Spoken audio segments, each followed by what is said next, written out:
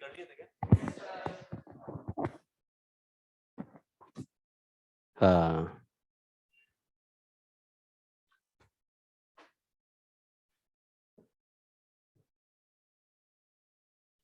Hang तो हो रही है तो ठीक है। एक लास्ट क्लास में मैंने बोला था कि डाइपोल को मैं अभी नहीं पढ़ा रहा हूँ, और डाइपोल का जो थ्योरी है वो सभी बुक्स में दी रहती है, एक ही रहती है, उसमें अलग अलग नहीं होता। तो डाइपोल पढ़ लोगे अपने आप। तो ये चैलेंज हो गया कि डाइपोल आ रहा है टेस्ट में, तो पढ़ पाओगे अपने आप? पढ़ लेते हो, बुक में लिखा रहेगा तो पढ़ना आता है? पढ़ के टेस्ट देना, देखिएगा। खुद बुक से प्रिपेयर करने की भी हैबिट रहनी चाहिए, वरना कॉलेज में बहुत सुताई हो जाएगी। हाँ, अभी टेस्ट होगा ना संडे को, ऑफलाइन ऑनलाइन जो भी टेस्ट होगा। ऑफलाइन तो अभी नहीं है, ऑफलाइन कोई एक टेस्ट तो है शायद, मुझे पता नहीं, पूछना पड़े। क्या होगा? आ गया है, मतलब मेरे पास आ गया। पोर्टल में है, एक बच्चा ऊपर बता रहा था कि है पोर्टल में। पोर्टल नहीं चला, क्या हो गया उसमें? ओ,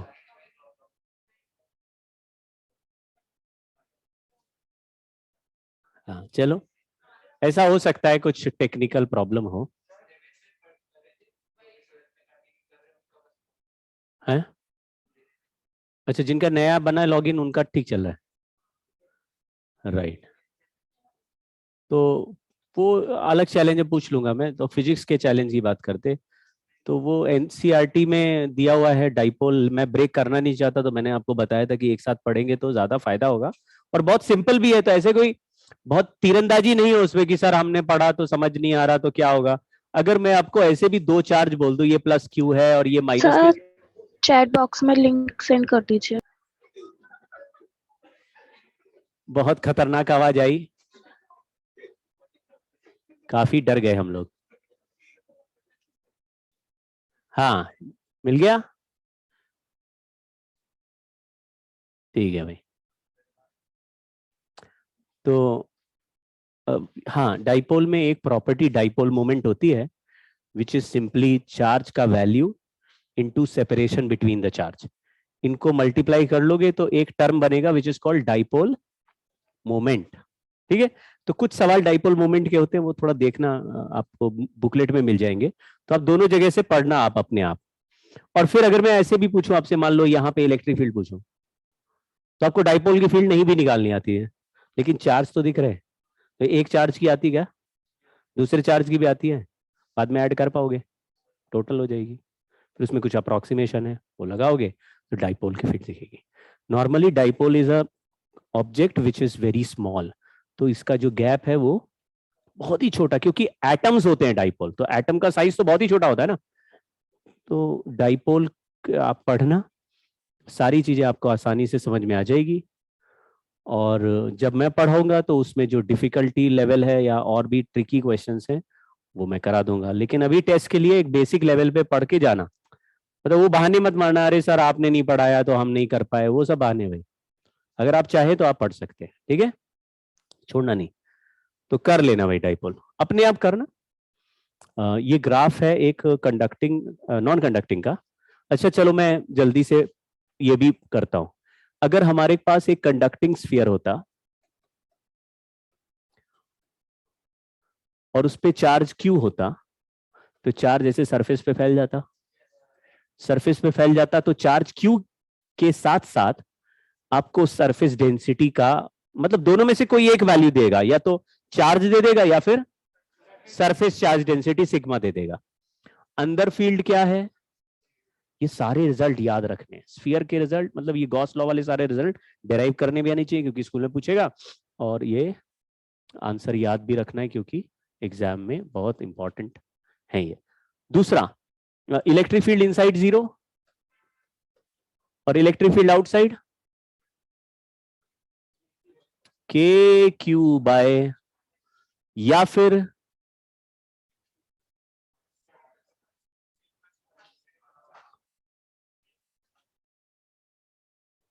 ठीक है, इतना याद है तो आप नॉर्मल हैं, इतना याद है तो स्पेशल है मामला, तो ठीक आगे जा रहे हैं। इतना याद है मतलब एक ही जगह खड़े हैं, और नहीं याद है तो पीछे जा रहे, पीछे पीछे गए, रैंक में बहुत पीछे निकल गए। दूसरा, बाहर और अंदर दोनों रिजल्ट हो गए। फिर हमारे पास एक यूनिफॉर्मली चार्ज सॉलिड स्फीयर है, तो सॉलिड स्फीयर या स्फीयर यूनिफॉर्मली चार्ज लिखा रहे तो समझ जाना अंदर चार्ज भरा हुआ है, बेसन का लड्डू। आर रेडियस का है, मुझे अंदर भी फील्ड इसमें पूछा गया, बाहर भी पूछा गया, तो small R less than capital R, but इसमें चार्ज क्यू है और डेंसिटी रो है। तो ऐसे में सोचना सर अंदर चार्ज है तो सरफेस पे है क्या, अरे भाई बेसन के लड्डू में बेसन कहां होता है, तो ऊपर सरफेस देखोगे तो बेसन दिखेगा कि नहीं दिखेगा, लेकिन सारा बेसन सरफेस पे ही है क्या, मतलब मीठा कहां पे है वो बेसन का लड्डू, हर जगह ना, तो सरफेस अगर ऊपर से चाट लें तो मीठा लगेगा कि नहीं लगेगा ना, अंदर तोड़ के चाट ले तो भी मीठा लगेगा कि नहीं, तो लगेगा, मतलब अंदर भी चार्ज है बाहर भी चार्ज, ऐसे ही ये पूरा बना हुआ है। तो शब्दों में मत फंसाना सर अंदर है तो बाहर क्यों है, बाहर नहीं है तो अंदर क्यों है, समझ गए, सब पूरा चार्ज का ही बना हुआ है। ठीक, तो चार्ज अगर सब जगह है तो डेंसिटी को रो बोल दिया है, तो या तो चार्ज क्यू के टर्म्स में आंसर बोलेंगे या फिर डेंसिटी रो के टर्म्स में। तो इलेक्ट्रिक फील्ड इनसाइड की जगह पर K Q R by R cube है, बहुत ही इंपॉर्टेंट रिजल्ट है। ग्रेविटेशन में भी यही रिजल्ट बोलते, G M R by R cube. R होता है सेंटर से distance where we have to find field, और कैपिटल आर होता है रेडियस। तो स्मॉल आर क्या है, सेंटर से डिस्टेंस, ये वाला डिस्टेंस सेंटर से कैपिटल आर से छोटा है, तो हम कहां पे हैं, स्फीयर के अंदर है, अंदर के पॉइंट, ये हो गया। और अगर ठीक कि किसके टर्म्स में आ गया, दोनों रिजल्ट याद रखने हैं, थोड़ा एफर्ट लगेगा। लिस्ट बनाना आज ही, आज पहले पढ़ना फिर एक लिस्ट बनाना और सारे रिजल्ट्स को अपने आप लिखना, ये आप लिस्ट बनाएंगे ही बनाए, मतलब बनाना पड़ता ही है, सबको बनाना पड़ता है हर साल। और फिर small R greater than capital R, electric field बोलो के क्यू बाय, बाहर गए तो पॉइंट चार्ज हो गया, और rho R cube by 3 epsilon naught R square. तो जहां पे आर हर जगह एक जैसा दिखता है, मतलब अगर ऊपर आ गया तो ऊपर आ गया, नीचे आ गया तो नीचे आ गया। डायमेंशन अपने आप बैलेंस करना होगा, तो यहाँ पे रो आर बाय 3 एप्सिलॉन, यानी आर का पावर 1 चल रहा है, यहाँ पे नीचे आर स्क्वायर हो गया तो ऊपर आर का पावर 3 चल रहा है, डायमेंशनली देखो दोनों सेम दिखेंगे। ठीक है, तो ये 2 रिजल्ट हो गए, वो 2 रिजल्ट हो गए, सारे रिजल्ट्स याद कर लेना। इसका ग्राफ हमने बनाया electric field versus distance R का, तो अंदर का जो रिजल्ट है वो देखो आर का पावर 1 के प्रोपोर्शनल है, मतलब डायरेक्टली प्रोपोर्शनल। तो जैसे जैसे जैसे यहां से बोले सेंटर से 1 मीटर पे फील्ड निकालेंगे तो रो आर बाय 3 एप्सिलॉन 1 मीटर रखोगे, फिर 2 मीटर पे निकालेंगे तो 2 रखोगे, 3 तक, तो बढ़ रहा है ना फील्ड, तो लीनियरली बढ़ता जा रहा है। सरफेस पे मैक्सिमम हो गया, फिर 1 by R square point charge की तरह कम होता जा रहा है। तो स्फीयर को बाहर से देख रहे हैं तो क्या किसकी तरह अपीयर हो रहा है, पॉइंट चार्ज की तरह, और अंदर का रिजल्ट अलग है। ये वाले पॉइंट पर इलेक्ट्रिक फील्ड मैक्सिमम है, लेकिन ये पॉइंट थोड़ा शार्प एज की तरह है, कोना है इसमें। ऐसे पॉइंट में ग्राफ को कॉन्टिन्यूअस बट नॉन डिफरेंशिएबल कहते हैं। डिफरेंशिएबल का मतलब है कि अगर यहां पे टेंजेंट मारे और यहां पे टेंजेंट मारे, देखो अगर इधर टेंजेंट लगाए तो स्लोप अलग है, और इधर टेंजेंट मारे तो स्लोप अलग, मतलब एक ही पॉइंट पर दो दो स्लोप आ जाएंगे, तो हम ग्राफ को क्या बोलते हैं, नॉन डिफरेंशिएबल, यानी कि देखो डिफरेंशिएशन से याद हो स्लोप पता चलता है। तो कोई कहता है यहां पे मतलब स्लोप बताओ, तो तुम कहोगे यार स्लोप तो यहां डिफाइन ही नहीं हो रहा, क्योंकि इधर थोड़ा सा इधर देखते हैं तो अलग स्लोप है, थोड़ा सा उधर देखते हैं तो अलग स्लोप है। तो स्लोप का मामला यहां पे गड़बड़ हो गया। इसलिए ऐसे ग्राफ को जहां पे कोना बन जाए या ब्रेक हो जाए उसको हम नॉन डिफरेंशियबल कहते हैं। ठीक है, एक शब्द हो गया नॉन डिफरेंशियबल। तो अगर कोई ब्रेक हो गया तो भी नॉन डिफरेंशियबल, और अगर ब्रेक नहीं भी हो रहा लेकिन ऐसे शार्प एज आ गया, तो जैसे ये वाला पूरी जगह ये पूरा शेप डिफरेंशियबल है या नॉन डिफरेंशियबल? क्योंकि इसमें किसी भी पॉइंट पर एक ही टेंजेंट आएगा, उसका एक ही स्लोप आएगा। कोई भी एक पॉइंट पे टेंजेंट लगाएंगे तो, लेकिन यहां पे ऊपर वाले पॉइंट पे टेंजेंट अलाउड नहीं, उसका लेफ्ट साइड अलग राइट साइड अलग। सेंस बन गया? ठीक है, तो ऐसा याद रखना। आगे चल के कुछ और भी है। एक सवाल करते हैं, मैं इसको पहले समझाता हूं अच्छे से क्या हो रहा है। बहुत ही अच्छा क्वेश्चन है। इसमें सेंटर पे चार्ज माइनस क्यू है और ये नॉन कंडक्टर है। आप ये नहीं कहना सर सेंटर पे माइनस क्यू रख दिया तो इनर सरफेस पे प्लस क्यू आ जाएगा, ऐसा कब होता है? केवल कंडक्टर में। ये नॉन कंडक्टर है, तो ये हॉलो नॉन कंडक्टर है। इतने में चार्ज हमने ये फैला रखा है। ठीक है, पूरा चार्ज मिला के प्लस क्यू है। अब क्वेश्चन पूछा कि आपको इलेक्ट्रिक फील्ड पता लगानी है अलग अलग पॉइंट पे। तो question is point charge minus Q is kept at the centre of informally नहीं यूनिफॉर्मली, काफी इनफॉर्मली चार्ज है। Uniformly charged insulating spherical shell of inner radius capital R, outer radius 3r, r 3r. As shown in the figure, shell has total charge q. Determine electric field as a function of distance r from the center. तीन cases कर रहे हैं, small r less than capital r, फिर small r greater than capital R less than 3r। ये कौन सी जगह? ये जो सॉलिड वाली जगह जहां पे चार्ज प्लस वाला है उसके बीच में इलेक्ट्रिक फील्ड निकालनी है। और फिर तीसरा केस क्या होगा? कहां पे? बिल्कुल पूरे पिक्चर में, इस दोनों स्फीयर मतलब दोनों के बाहर, बिल्कुल बाहर में फील्ड है। लेकिन जहां पे फील्ड निकालनी होगी हम वहीं पे गॉसियन सरफेस बनाएंगे। कल हमने ये सीखा था कि जहां पे फील्ड निकाली वहां पे गॉसियन सरफेस के अंदर चार्ज देख लो कितना है और KQ/R² में डाल दो। समझ गए क्या? तो आपको लगातार यही फॉर्मूला यूज करना, KQ/R², और जो चार्ज है वो केवल गॉसियन सरफेस के अंदर वाला। तो बोलो पहला वाला इलेक्ट्रिक फील्ड क्या हो जाएगा? इसमें मैंने माइनस क्यू इसलिए नहीं लिखा क्योंकि केवल मैग्नीट्यूड निकाल रहे हैं। मैग्नीट्यूड निकालते समय कभी भी, चलो अब ठीक है ना? तो यहां पे अगर मैं गॉसियन सरफेस बनाऊं तो एनक्लोज्ड चार्ज कितना है? माइनस में। तो KQ/R² फील्ड का फॉर्मूला हो गया। डायरेक्शन ऐसे अंदर की तरफ आता हुआ होगा। ठीक है, आगे चले। फिर दूसरे में हमको फील्ड कहां पे निकालनी है?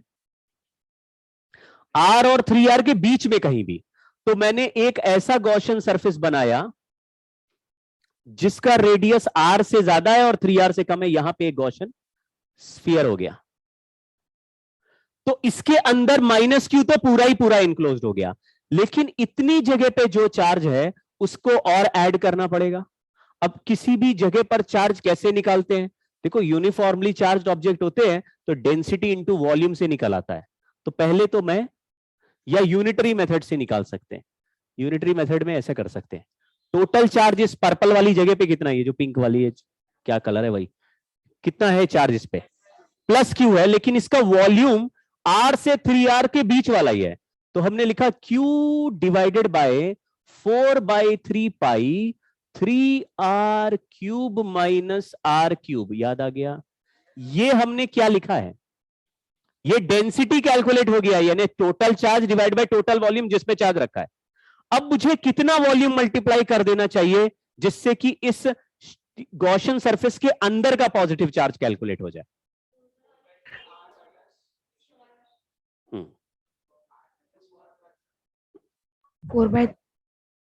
हाँ हाँ, बोलो बोलो बोलो, बोलिए बोलिए। 4/3 पाई स्मॉल r³। हाँ, उसमें से ये काला वाला नहीं है। तो अगर तुमने स्मॉल R³ केवल लिया तो 0 से स्मॉल R³ तक का वॉल्यूम आ जाएगा, जबकि चार्ज कहां पे है, स्मॉल आर और कैपिटल आर के बीच में, इतनी जगह का ही चार्ज चाहिए, ये वाली पोर्शन। तो जहां पे जैसे 3r³ माइनस r³ कर रहे हैं, 3r की जगह आउटर रेडियस कितना हो गया है, स्मॉल आर हो गया है, और इनर रेडियस अभी भी कितना है, समझ गए क्या। तो वैसे यहां से यहां तक का चार्ज निकाल रहे हैं, तो आपने इंटीग्रेट मतलब वो जो डिवाइड किया है वो पूरे वॉल्यूम में से r³ हटा दिया। अभी मुझे r से स्मॉल r तक का, यहां तक का ही चार्ज चाहिए, तो फिर मुझे स्मॉल r³ वाले रेडियस से कैपिटल r³ वाला हटाना पड़ेगा। तो यहां लिख दिया 4/3 पाई आगे r³ माइनस r³। ये चार्ज तो वो इनक्लोज्ड चार्ज हुआ जो केवल ये साइड वाले वॉल्यूम में है, और सेंटर पे कितना चार्ज ऑलरेडी है, तो -q के साथ इतना चार्ज ऐड कर दिया तो एनक्लोज्ड चार्ज आ गया, ये इस केस का एनक्लोज्ड चार्ज आ गया। ठीक है, फिर हमारे इलेक्ट्रिक फील्ड के लिए हम क्या लिख देंगे, k q एनक्लोज्ड बाय, बिंदास लिख दो, q एनक्लोज की जगह पूरा चार्ज यहां चिपका पाओगे, अपने आप हो जाएगा, KQ/R² चलाते रहो, उसमें एनक्लोज चार्ज डालते जाओ। और कहां का एनक्लोज लेना है, और गॉसियन सरफेस कहां बनाएंगे, जहां पर फील्ड पूछोगे, तो फील्ड तो सब जगह पूछा है, हाँ तो अंदर पूछा तो अंदर का अलग है, क्योंकि अंदर तो चार्ज एनक्लोज में केवल -q चल रहा है, 0 से कैपिटल R तक, और उसके आगे जा रहे हैं तो चार्ज लगातार चेंज होता जाएगा। तो कहां पे है, उसके अंदर का ही चार्ज दिया। एक बार बाहर चले गए तो, एक बार बाहर चले गए तो, यहां पे चले गए तो यहां का गॉसियन सरफेस बनाएंगे, तो +q -q मिला के क्या हो जाएगा, तो 0, मतलब फील्ड क्या हो जाएगा, KQ/R² में डालना है, समझ गए क्या। तो स्फीयर का जब भी फील्ड निकाल रहे हैं, आप बिंदास रहिए, जहां पर भी फील्ड पूछा उतने रेडियस का आप गॉसियन सरफेस बनाओ, उसके अंदर जो चार्ज है उसको KQ/R² में डाल दो, आंसर आ जाएगा। समझ गए खेल, ठीक। तो यहां लिखा इलेक्ट्रिक फील्ड 0। इस केस में -q है और यहां पे +q, ये +q मिला के पूरा बन रहा है, -q +q मिला के टोटल चार्ज 0 हो गया। अब पूछा है कि इसका ग्राफ भी ड्रॉ करो, ठीक है, तो ग्राफ बना लेते हैं। तो आप पहले देख लो, यहां से सेंटर से चल रहे हैं तो कैसा फील्ड चल रहा है, केवल KQ/R², केवल KQ/R² चल रहा है, यहां सेंटर से यहां तक, यानी पॉइंट चार्ज वाला फील्ड चल रहा है। पॉइंट चार्ज का फील्ड 0 डिस्टेंस पे इंफिनिटी होता है, आगे चलने पे बढ़ता था, ये डिक्रीज ऐसे करता है ना, यानी इंफिनिटी से 0 की तरफ आता है, ये वाला फील्ड है, तो हम बना दे रहे हैं। तो पहले फील्ड कहां से कहां तक चल रहा है, ये इलेक्ट्रिक फील्ड है और ये R है, इंफिनिटी से ये डिक्रीज हो रहा है, कहां तक, ये R आ गया, पहला स्फीयर आ गया, उसके अंदर घुसेंगे तो क्या होगा, उसके अंदर ये थोड़ा अजीब सा फंक्शन आ रहा है, देखो अजीब सा फंक्शन। अब इसका ग्राफ क्या होगा हमें नहीं पता है, लेकिन थोड़ा सेंस हमारे पास है। सेंस क्या है कि अभी भी सेंटर से डिस्टेंस इंक्रीज हो रहा है कि डिक्रीज हो रहा है, डिस्टेंस इंक्रीज हो रहा है, और नेगेटिव चार्ज में आगे पॉजिटिव चार्ज भी ऐड हो रहा है, यानी टोटल चार्ज का वैल्यू डिक्रीज हो रहा है या इंक्रीज हो रहा है, वो भी डिक्रीज हो रहा है। समझ गए क्या, पहले क्या था, KQ/R², Q फिक्स था और R बढ़ रहा था तो फील्ड घट रहा था, तो फील्ड घट रहा था, तो हमने ये दिखाया फील्ड घट रहा है। अब यहां पहुंचने के बाद क्या हो रहा है, न्यूमरेटर में चार्ज भी डिक्रीज हो रहा है और डिस्टेंस भी इंक्रीज हो रहा है, तो फील्ड अब डिक्रीज होगा कि इंक्रीज होगा, अब पहले जैसा ही डिक्रीज होगा कि और खतरनाक, तो और खतरनाक डिक्रीज कर दिया, और कहां पे ले जाके उसको 0 कर दिया, और 3R के आगे सब जगह क्या है, समझ गए, ग्राफ पहचान में आ गया। अगर माइनस के ऊपर माइनस चार्ज होता तो थोड़ा हमारे को मामला अजीब हो जाता है ना, फिर हमको देखना पड़ता है, लेकिन चार्ज इंक्रीज हो रहा है तो जितना पहले डिक्रीज हो रहा होता उससे कम डिक्रीज होता, पहले ज्यादा फिर कम डिक्रीज होता। मतलब वैसा ही जैसे आप, अगर आप वैसे बनाते कि ये नॉर्मल ग्राफ है केवल एक चार्ज का, तो यहां से काट के थोड़ा ऐसे, कुछ सेंस बना गया, स्लोली डिक्रीज करते आगे जाके 0 बनता, क्योंकि चार्ज बढ़ रहा होता। सेंस बन गया क्या, तो थोड़ा ऐसे आइडिया ले लो, 4 ऑप्शन में से आपको पता चल जाएगा ग्राफ कौन सा जा रहा है। ठीक है, तो अभी इस तरह के और भी एग्जाम्पल हो सकते हैं, तो आपको चार्ज एनक्लोज निकालना पड़ेगा, ठीक है ना। लेकिन स्फीयर के केसेस ही हमारे लिए सबसे इंपॉर्टेंट है, स्फीयर के रिजल्ट हमें भूलने नहीं है कभी भी, हमको हमेशा पकड़ के रखने उन रिजल्ट्स को, और वो उस पर अभी प्रैक्टिस हम करेंगे, और बहुत सारे क्वेश्चंस में कराऊंगा, लेकिन अभी मतलब बहुत सारे और ट्रिक भी बताऊंगा, लेकिन पहले मैं नॉर्मल जो गॉस लॉ अप्लाई करके एग्जाम्पल हैं। तो देखो अभी तक हमने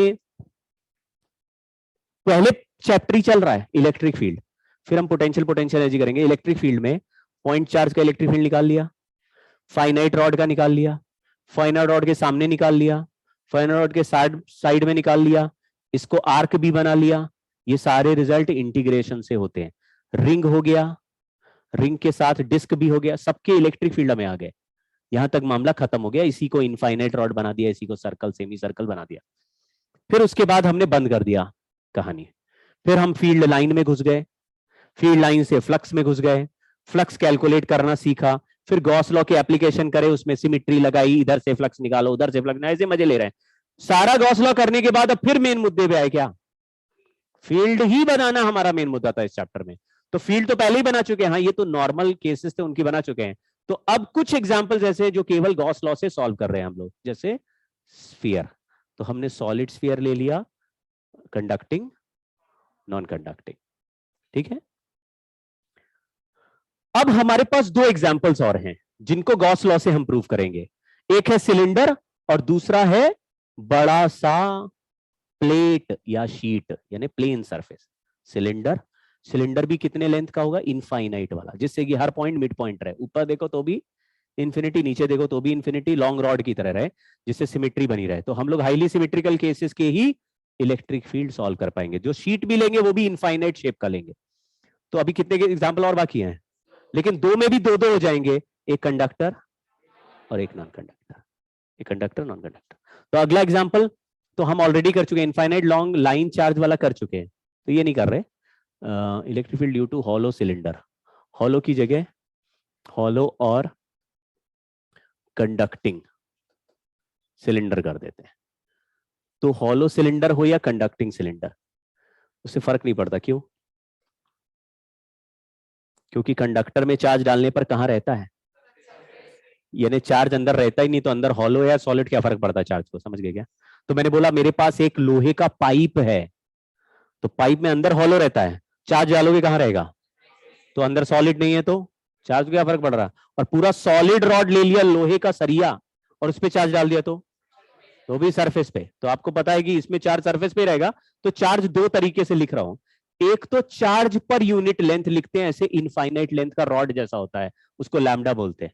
तो अगर मैंने बोला ये सिलेंडर तो बहुत बड़ा है, लेकिन इसके पर यूनिट लेंथ पे चार्ज लैम्डा, यानी कि अगर 2 मीटर का सिलेंडर लेंगे तो 2 लैम्डा चार्ज, 3 मीटर का लेंगे तो 3 लैम्डा, 4 मीटर लेंगे तो 4 लैम्डा, समझ गए क्या?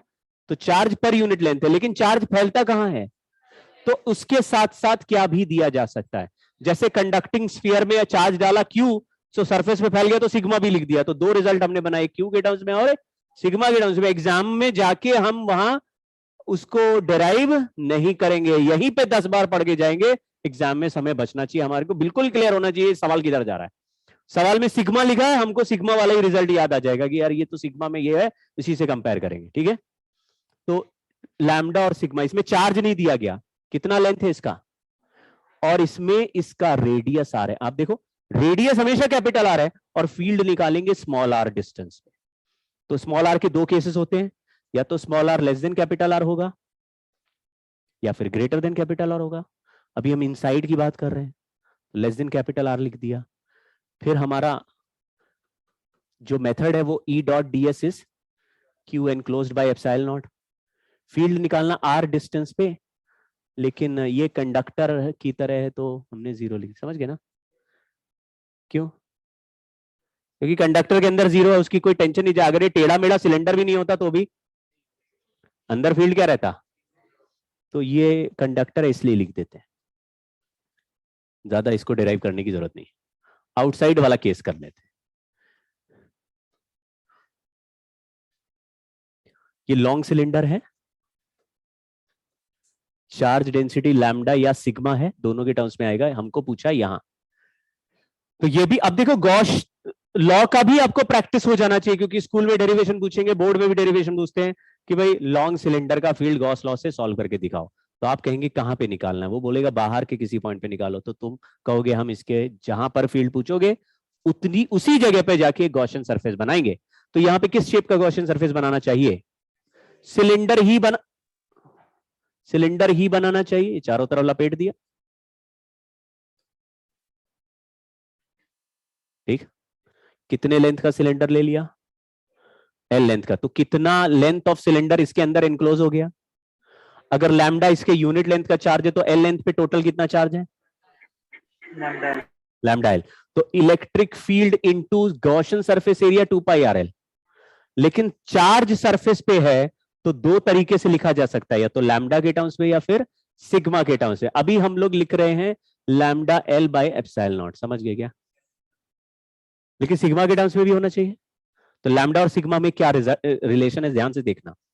अगर मैं ये जो आर रेडियस का सिलेंडर है, कैपिटल आर रेडियस का, इसके सरफेस एरिया का वैल्यू निकालूं, सरफेस एरिया का वैल्यू एल लेंथ के, तो आंसर आएगा पाई आर स्क्वायर एल। समझे क्या? अगर इस नहीं 2 पाई आर एल, अरे मैं तो खुद ही, तो 2 पाई आर एल ये क्या है, और उसको सिग्मा से मल्टीप्लाई कर दिया तो एल लेंथ के सिलेंडर का चार्ज आ गया। लेकिन लैम्डा के टर्म्स में उसी चार्ज को हम क्या लिख सकते हैं? अगर पर यूनिट लेंथ का चार्ज दिया हुआ है एल, मतलब लेंथ के हिसाब से दिया है, तो lambda into L is the charge on L length of cylinder.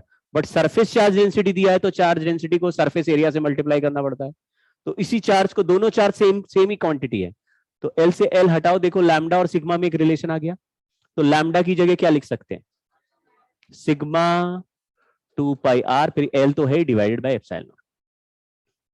ठीक है, ये 2 पाई आर ये सब कैंसिल करेंगे तो हमारा ये जो रिजल्ट आएगा इसको ऐसे डिवाइड करते हैं, तो ये पहला वाला रिजल्ट तो 2 के लैम्डा बाई आर ही है, देख पा रहे हो? ये डिवाइड किया ना तो 2 पाई एप्सिलॉन नीचे हो जाएगा जो कि 2 के हो जाता है। तो 2 के लैम्डा बाई आर, और सिग्मा के टर्म्स में रिजल्ट चल रहा है ऐसे। अब आप मुझे बताओ, अगर हम सरफेस पे पहुंच जाएं, यानी स्मॉल आर का वैल्यू कैपिटल आर हो जाए, तो इलेक्ट्रिक फील्ड का आंसर कितना आएगा? क्या ये एक्सपेक्टेड है?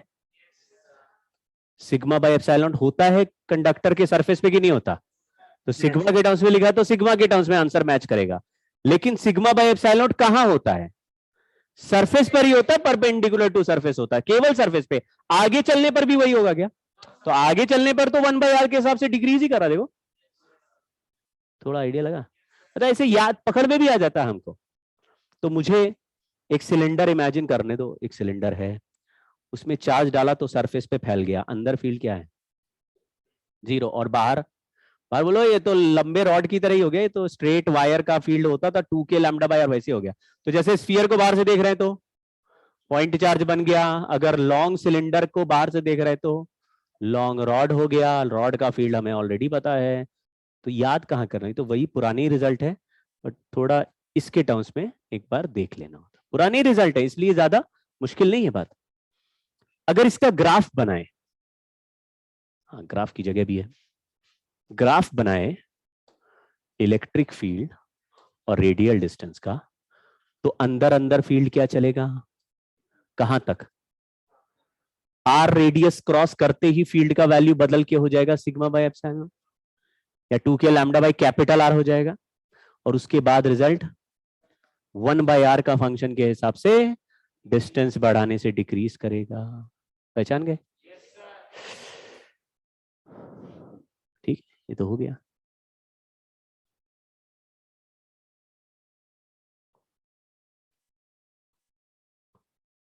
यहां लिखा electric field due to solid non conducting. क्या आपको अभी खेल समझ में आ रहा है? स्फीयर में भी यही किया, पहले कंडक्टर, लेकिन स्फीयर में भी आपको अगर मान लो नॉन कंडक्टर स्फीयर लिखा है, समझना ध्यान से। मुझे बोला किसी ने मुझे लकड़ी का स्फीयर दिया और केवल उसके सरफेस पे चार्ज ऐसे चिपका दिया, तो वो कंडक्टर की तरह ही बिहेव करेगा अगर यूनिफॉर्म चार्ज है तो। समझ गए क्या? कंडक्टर में मेरा चॉइस नहीं होता, चार्ज डालेंगे तो सरफेस पे यूनिफॉर्मली फैल जाएगा, उसको मैं नहीं बदल सकता। लेकिन नॉन कंडक्टर मेरे हिसाब से चलता है। अगर मैंने नॉन कंडक्टर के सरफेस पे ही चार्ज रगड़ दिया है और वो भी केवल यूनिफॉर्म, तो वो चार्ज डेंसिटी किसकी तरह ही आ रही है, तो वो किसकी तरह एक्ट करेगा, मतलब है वो लकड़ी का, लेकिन अंदर फील्ड बोलेगा 0 और बाहर बोलेगा k3/r²। समझ गए क्या? तो अगर ऐसे सिलेंडर में भी कोई लकड़ी के सिलेंडर के केवल सरफेस पे सिग्मा चार्ज चिपका दिया, तो अंदर 0 और बाहर सिग्मा r/ε0 ठीक है। तो वो आप लोग मैनेज करके चलना। कई बार नॉन कंडक्टर के सवाल देते हैं, उससे थोड़ा इजी होता है डील करना। Electric field due to solid non conducting uniform cylinder, लेकिन लॉन्ग है। यहां पे आपको समझ में आ गया होगा कि अंदर के लिए भी गॉसियन सरफेस बनाना पड़ेगा। बट ये सिलेंडर में चार्ज कहां है, पूरा पूरा है सॉलिड, समझ गए, हॉट डॉग जैसा पूरा सॉलिड। ऐसे तोड़ रहे हैं तो हॉलो नहीं है, पूरा भरा हुआ है चार्ज सब जगह, ठीक है। Long cylinder. पहला result small R less than capital R कहां निकालना है? तो मैंने बोला सिलेंडर का रेडियस आर है, लेकिन कोई कह रहा है कि small R distance from the centre of cylinder inside the cylinder field बताओ। तो क्या करेंगे, एक सिलेंडर बनाएंगे, लेकिन कहां, जितने रेडियस पे पूछा उतने रेडियस पे वो बना दिया। देख, तो चार्ज इनक्लोज्ड भी कितना निकालेंगे, कहां का निकालेंगे, जो सिलेंडर की जगह जो अंदर बंद है उसका, ये गॉसियन सरफेस हो गया। तो चार्ज इनक्लोज कहां का निकालते हैं, गॉसियन सरफेस की यहां का चार्ज निकालेंगे। ये छोटा सा डिब्बा है, इसमें दो तरह के चार्ज डेंसिटी दिए होंगे, इसमें रो एंड लैम्डा, कुछ समझे क्या? ठीक है, रो और लैम्डा को एक बार रिलेट करके देखते हैं। मान लो मैंने बोला एक आर रेडियस का सिलेंडर है जिसका charge per unit length lambda है, तो बोलो उसके लेंथ एल पे कितना चार्ज होगा। पर यूनिट लेंथ अगर लैम्डा दिया हुआ है तो लैम्डा इंटू एल कर दो, चार्ज आ गया, लैम्डा इंटू एल कर दिया, चार्ज आ गया। लेकिन इसके अंदर चार्ज डेंसिटी रो है, तो रो के टर्म्स में चार्ज टोटल निकालने के लिए हमें वॉल्यूम डेंसिटी है, तो किससे मल्टीप्लाई करना पड़ेगा, वॉल्यूम से। अगर ये आर रेडियस का है तो इसका वॉल्यूम है πr² इंटू एल, तो इसको ही मैंने कर दिया रो इंटू πr² एल।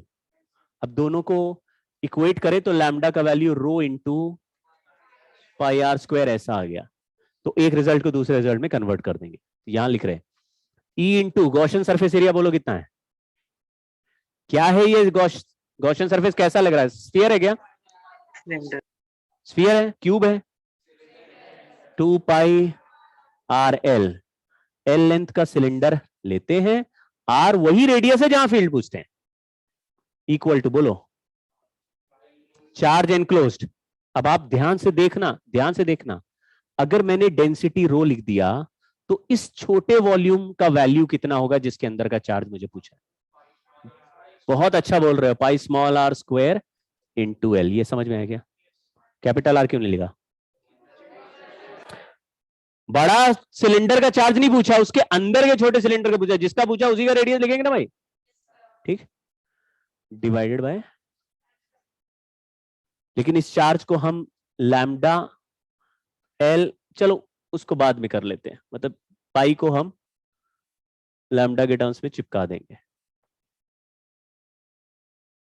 जैसे यहां पे लैम्डा अपॉन πr² चिपका सकते हैं यहां पे, ठीक है। चलिए इलेक्ट्रिक फील्ड का आंसर सॉल्व करें तो एल से एल, आर से आर, पाई से पाई कैंसिल, 2 नीचे चला जाएगा, तो रो आर बाय स्फीयर में अंदर क्या रिजल्ट आया था, यही वाला नॉन कंडक्टिंग सॉलिड स्फीयर था, बेसन का लड्डू, उसके अंदर इलेक्ट्रिक फील्ड क्या आया था, रो आर बाय, यहां पे ये कोई कोइंसिडेंस नहीं है, ये 2 आना ही है क्योंकि ये 2D सिमेट्री है। अगर मैं कहूं सिलेंडर के सेंटर से सरफेस पर जाओ, सिलेंडर के सेंटर से सरफेस पर जाओ, तो तुम्हारे पास केवल एक प्लेन है जिसमें ट्रैवल कर सकते हो सरफेस पे जाने के लिए। अगर आप तुम जैसे ये एक्स एक्सिस है, ये वाई एक्सिस है और ये जेड एक्सिस है, अगर तुम जेड एक्सिस पे चलोगे तो सरफेस पर पहुंच पाओगे कभी? मैं बोलूं सिलेंडर के सेंटर से सरफेस पे जाओ, ऐसे सिलेंडर फैला हुआ है, तुम सेंटर पे हो, मैं बोल रहा हूं सरफेस पे जाओ, तो तुम या तो एक्स में चल सकते हो या वाई में चल सकते हो या बीच में कहीं चल सकते हो इसी प्लेन में, समझ गए क्या? अगर जेड में चलोगे तो सरफेस पे पहुंचोगे, सिलेंडर के एक्सिस पे चलोगे तो सरफेस पे पहुंचोगे, यानी कि सिलेंडर का जो डिस्ट्रीब्यूशन ऑफ चार्ज है वो जेड एक्सिस के चारों तरफ प्लेनर फैला हुआ है। स्फीयर में चार्ज डिस्ट्रीब्यूशन 3D सिमेट्री में बोलता हूं, स्फीयर के सेंटर से सरफेस पे जाओ, किधर जा सकते हो? अरे एक्स में जाओ तो भी सरफेस मिलेगा, वाई जाओगे जेड जाओगे कहीं भी जाओगे, समझ गए कितना सिमेट्री है? स्फीयर को कहीं से भी देखोगे 3 डायमेंशनली वो स्फीयर ही दिखता है, लेकिन सिलेंडर को कहीं से भी देखो सिलेंडर नहीं दिखता। उसको इस प्लेन से कहीं भी देखोगे तो एक जैसा दिखेगा, समझ गए क्या? लेकिन ऐसे घुमा दिया जेड एक्सिस पे तो फिर वो अलग दिखता है, करेक्ट? तो यहां पे कितना सिमेट्री है? 2D प्लेनर सिमेट्री है, इसलिए हम बोल, इसीलिए ये रिजल्ट ऐसे 2 डायमेंशन में 2D में 2 आ रहा है, 3D में 3 आ रहा है, तो 1D चलेंगे तो 1 आएगा, 1 आएगा। रिजल्ट ऐसे याद भी रख लेते तो आपको याद भी हो जाएगा। Rho R by 3 epsilon naught sphere में था, इसमें रो आर बाई 2 एप्सिलॉन। अब रो की जगह मैंने ये lambda by pi capital R square लिख दिया, तो आया 2K लैम्डा बाय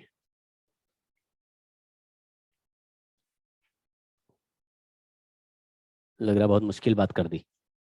ऐसा इमेजिन करो कि रो हटा के लैम्डा बाय, यहां लैम्डा लिख दिया और यहां पाई आर स्क्वायर लिख दिया, तो 2 पाई एप्सिलॉन नॉट को 2K लिख देते हैं। मुश्किल बात होगी लगा, और आर स्क्वायर नीचे आ गया, वो आर स्क्वायर दिख रहा है और ऊपर स्मॉल है।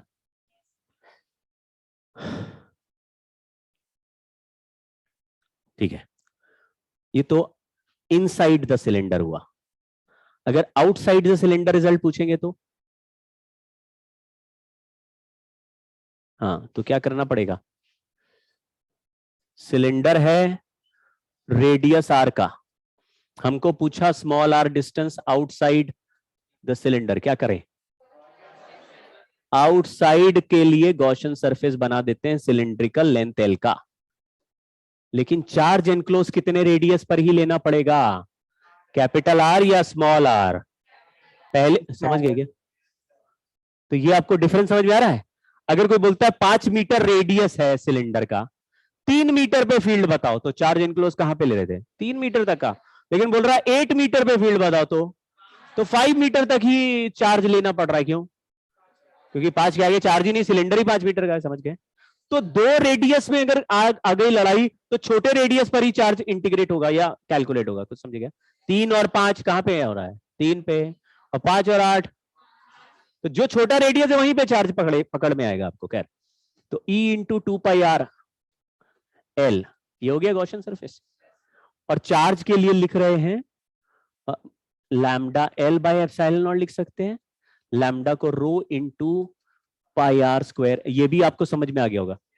ये पाई आर स्क्वायर एल सिलेंडर का वॉल्यूम हो गया, देखिए, तो चार्ज ऑन सिलेंडर। तो सॉल्व करते हैं, तो पहला वाला रिजल्ट तो पुराना वाला ही आ जाएगा।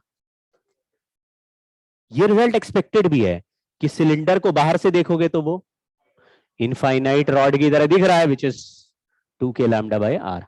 जैसे हॉलोस्फीयर को भी बाहर से देख रहे हैं तो वो पॉइंट चार्ज बन गया, और यूनिफॉर्म सॉलिड को भी बाहर से देखा तो पॉइंट चार्ज। सिलेंडर को, दोनों सिलेंडर के बाहर रिजल्ट क्या है, लेकिन इसको रो के टर्म्स में लिख रहे तो देखो यहां पे एल से एल कैंसिल, 2 पाई नीचे डिवाइड हो जाएगा, तो पाई से पाई भी cancel, rho R square by 2 epsilon naught small are.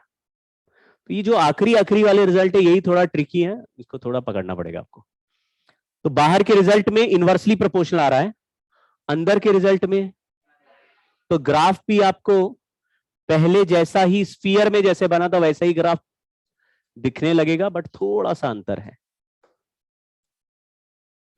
आपको दिखा लीनियरली बढ़ रहा है, रो आर बाई 2 एप्सिलॉन नॉट, मतलब जैसे जैसे रेडियस डिस्टेंस बढ़ाओगे तो फील्ड का वैल्यू बढ़ता है। कहां तक बढ़ रहा है? सरफेस तक। उसके बाद ये क्या फंक्शन हुआ? Inversely proportional. ये वाला पॉइंट कॉन्टिन्यूअस है कि नहीं? हाँ, नॉन डिफरेंशिएबल।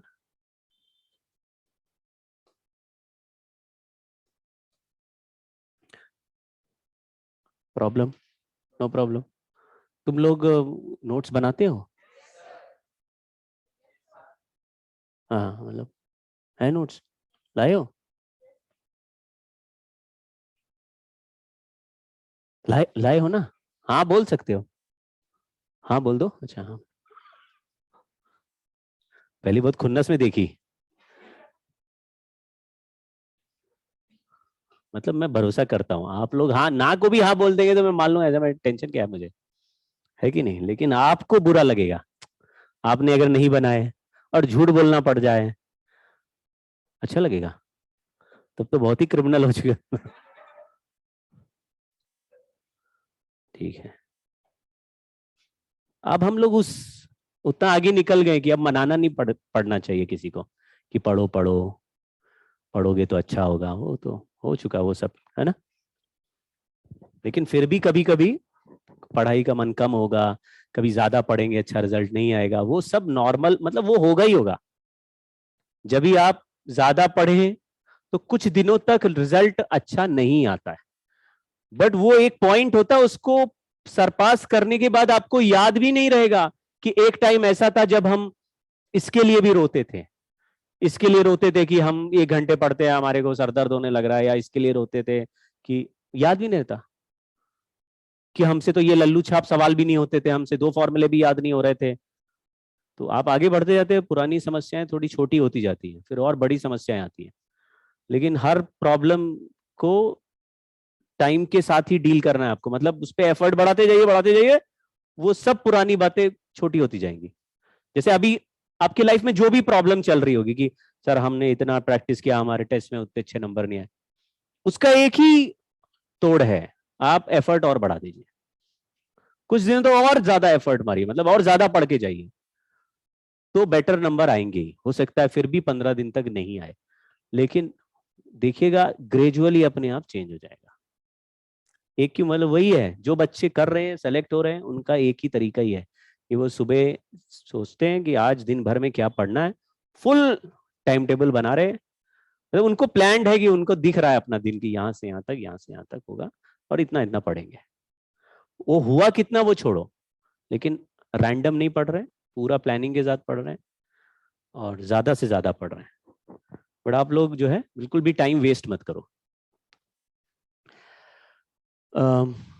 ये शीट वाला हो गया, तो ये जो शीट वाला शब्द दिखाई दे तो आप इसको क्या मान लेंगे? हालांकि ऐसा कोई बहुत भयंकर रूल नहीं है, फिर भी शीट वाला शब्द नॉन कंडक्टर के लिए, लेकिन लिख दिया मेटालिक शीट, तो फिर तो वीटो लगा दिया ना उसने, मेटालिक लिख दिया तो कंडक्टर हो ही गया।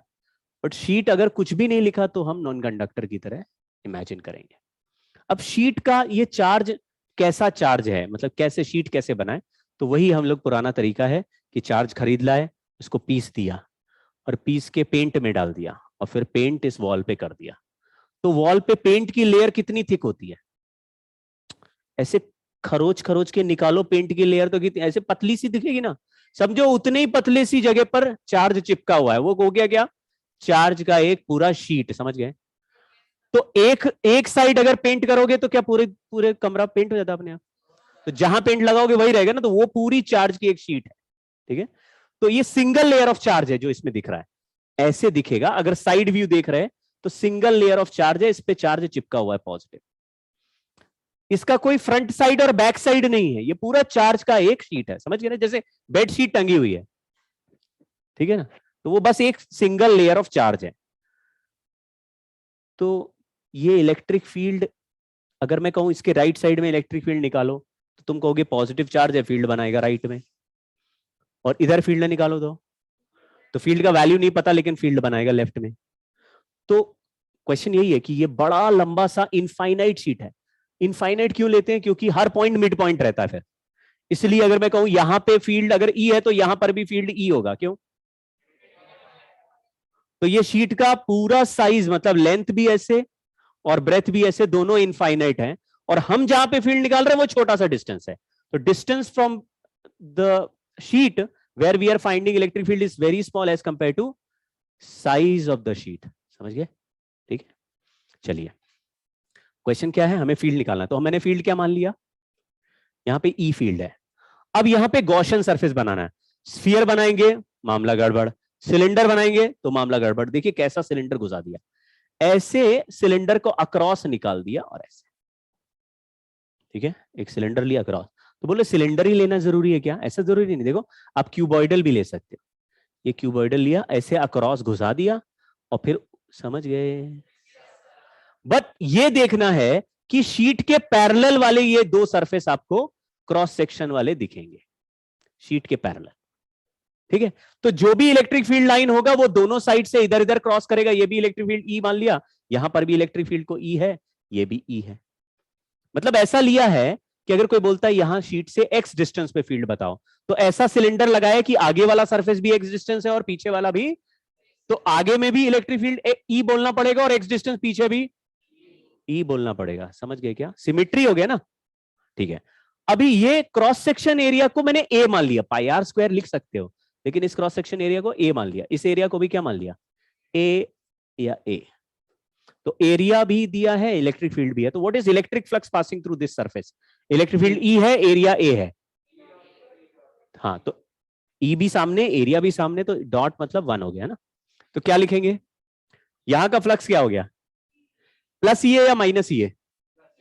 क्यों? बाहर आ रहा है। ये प्लस ई है या माइनस ई है? क्यों? ये भी बाहर आ रहा है, तो दोनों प्लस ई हो गए। तो टोटल फ्लक्स क्या हो गया? टोटल फ्लक्स होता है charge enclosed by epsilon naught. तो हो गया E A plus E A equal to, अभी इस पे चार्ज डेंसिटी सिग्मा, यहां पे सिग्मा दिया हुआ है क्योंकि सरफेस पे फैला हुआ चार्ज है, तो टोटल चार्ज नहीं दिया, क्या दिया है? Surface density. तो यहां कितना चार्ज एनक्लोज्ड है बताओ? ये एरिया ए है, ये एरिया ए है, तो ये बीच में भी तो एरिया ए ही होगा। समझ गए? तो सिग्मा के सरफेस पे एरिया ए सिलेंडर के अंदर है, तो सिग्मा नहीं, ए ही लिख रहे हैं ना, ए ही लिया ना, पाई आर स्क्वायर नहीं लिया। तो ये 2 हो गया, ए से ए काट देंगे तो इलेक्ट्रिक फील्ड का आंसर आ जाएगा। समझ गए क्या? अगर आपको कोई कहता है ये एक बड़ा सा शीट था, इसको चार्ज क्यों दे दिया? देते नहीं है, चार्ज क्यों चिपकाया? समझ गए क्या? देंगे तो जहां देंगे वहीं बढ़ जाएगा, क्योंकि नॉन कंडक्टर है। क्या करना पड़ेगा?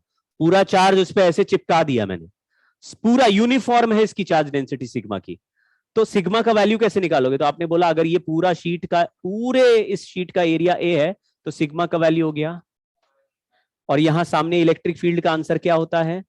सिग्मा बाय, तो चार्ज क्यू अगर दिया हो और पूरे प्लेट, पूरे शीट का एरिया, एरिया ऑफ शीट ए हो, तो क्या आंसर लिख दें?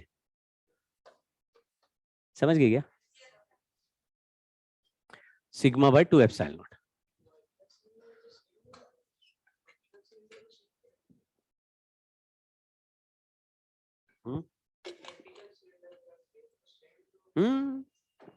कैसे भैया? ये शीट है, इस पे सिलेंडर मारोगे तो ऐसे सर्कल जैसा नहीं दिखेगा? ऐसे घुमाओगे सिलेंडर तो कुछ पॉइंट पास आ जाएंगे, कुछ पॉइंट दूर हो जाएंगे, और टेढ़ा सरफेस एरिया, कुछ का एरिया वेक्टर इधर चला जाएगा, कुछ का उधर चला जाएगा, तो मामला गड़बड़ है फिर।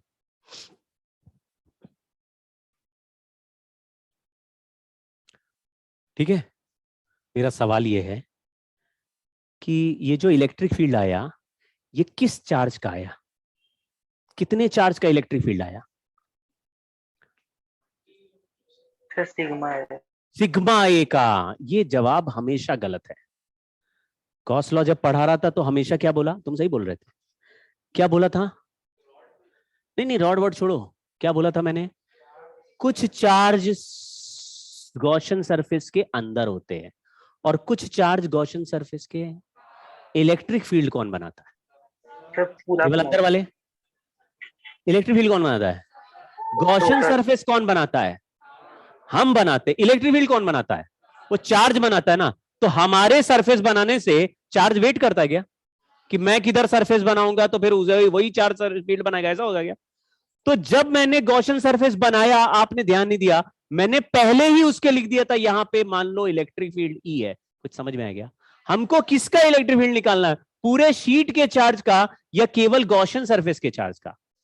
और ऐसा नहीं कि हमने गॉसियन सरफेस बना दिया तो फिर अब चार्ज मजबूर हो गया, वो बोल रहा अब तो बाकी चार्ज फील्ड ही नहीं बनाए। क्यों नहीं बनाएंगे? ये इलेक्ट्रिक फील्ड हमेशा किसका होता है? तो मैंने यहां लिखा कि शीट की वजह से इलेक्ट्रिक फील्ड पता लगाओ, फिर मैंने बोला मान लो इलेक्ट्रिक फील्ड का वैल्यू यहां पे ई है, और फिर उसमें गॉसियन सरफेस बनाओ, तो किसका इलेक्ट्रिक फील्ड ई है? सारे का है।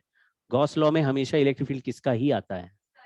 नेट का आता है हमेशा, इनक्लोज्ड का नहीं होता। लेकिन हमको ऐसा फीलिंग आएगी कि इलेक्ट्रिक फील्ड कैलकुलेट करते समय कौन सा चार्ज इन्वॉल्व है? जो अंदर बंद था। तो ऐसा मन में उठ सकता है कि जरूर इसी चार्ज का इलेक्ट्रिक फील्ड है। तो गॉस लॉ से ये इलेक्ट्रिक फील्ड आ गया। ये किसका इलेक्ट्रिक फील्ड आया?